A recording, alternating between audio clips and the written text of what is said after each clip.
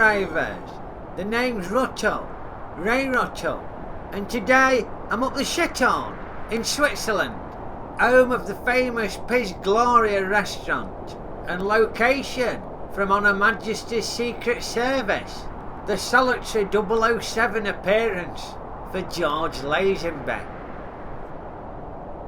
Can I put my trousers back on now?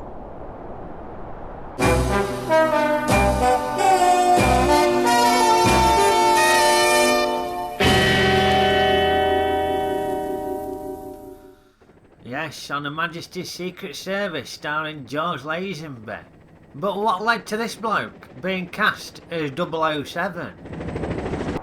So after You Only Live Twice, Connery said no. And that's it, I'm never doing any more, never. Because we know that's a load of cobblers. Because he did do some more, didn't he? Yeah.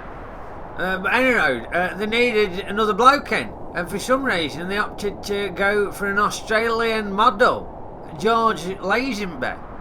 Now, as far as I were aware, all he'd done were a bit of modelling and that, been in a couple of adverts. Big fries are coming by. Yeah. Big fry. Here comes Big Fry with exotic Big Fry Turkish delight. And I reckon it was because of his modelling background that the producers of Bond decided to give him loads of different outfits to wear. I mean, I've never seen another Bond wear so many bloody outfits. It was like a walking action man doll. We had him as Golf Bond, Skiing Bond, McBond, Horse Riding Bond, Boiler Suit Bond, and God knows what bloody Bond that is. Sherlock Holmes Bond? I don't know. No, because he'd need to have a daystalker, wouldn't he? And of course, he always had to put the tux on and all. That shirt he's got. I remember having one of them back in the 70s. I thought I looked pretty cool at the time, but when we look back at photos, Denise says I look a right pillock. Now, history ain't been kind to Lazenby with regard to his performance as Bond. The general consensus being that he were a bit crap. Now, watching the film back, I found it difficult to disagree with that. For starters, his acting was pretty wooden. Good morning. My name's Bond. James Bond. And he's got very inefficient hand-to-hand combat fighting techniques. You can see he keeps going for these big uppercuts and haymakers, but there's obviously not much power behind him because they don't do any damage. The time it takes him to wind up a punch, they could have bopped him on the nose half a dozen times, couldn't they? And some folk thought it was sacrilege, that it was dead soppy and he got married. But for me, the biggest problem was that it just didn't feel like Bond. It felt like it was some imposter pretending to be Bond, but ultimately being pretty crap at it. I mean, take this for example. Here he is getting a bollocking off M. The license to kill is useless unless one can set up the target. I'll find you a more suitable assignment, that's all. So under the That's all. And he just sort of takes it and slinks off in a sulk.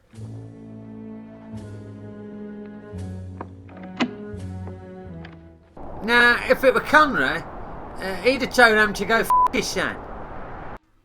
And check out this bit where he's trying to escape from the baddies, but he realises he's surrounded by them. And he looks bloody terrified and completely clueless. Now, compare that with Connery in the same scenario. Connery, you see, he's resourceful. He's always thinking on his feet. And despite a gunshot wound to his lower leg, he's still able to evade capture by the baddies. And notice, as he breaks through the crowd, trying to escape from the baddies, he's still too cool to break into a proper run, isn't he? Either that or his leg's completely buggered. But without a doubt, this is the worst bit. This has got to be the least Bond-like moment of the entire franchise. Because he's here with this gadget that he's going to use to try and break into this safe, to try and extract some important documents. And he's hanging about, waiting for this gadget to crack the code of the safe. And you can see he's a bit bored, hanging around, waiting for it to do its stuff. So to pass the time, he notices this magazine rack and he starts to have a flick through to see what they got. And he digs out a nudie magazine. And he starts reading the nudie magazine. I mean, he's having a proper old gander there, ain't he? And you can see he's almost annoyed when his gadget actually works because it's cut down on his reading time. Since when did James Bond have to get his sexual gratification off a nudie magazine? I mean, they got nudie magazines at Dave the Barber's where I get my hair cut. So it's hardly aspirational behaviour, is it?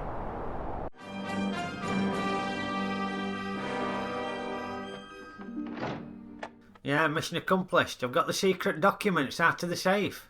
And I've nicked a porn magazine and all. He's just brazenly reading it in public. He's probably going to read that in bed later. Bloody hell.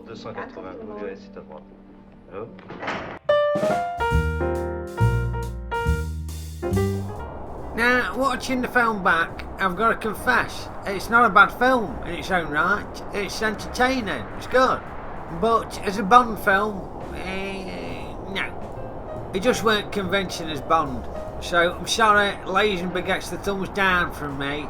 And I can't say I'm sorry that he only did the one film.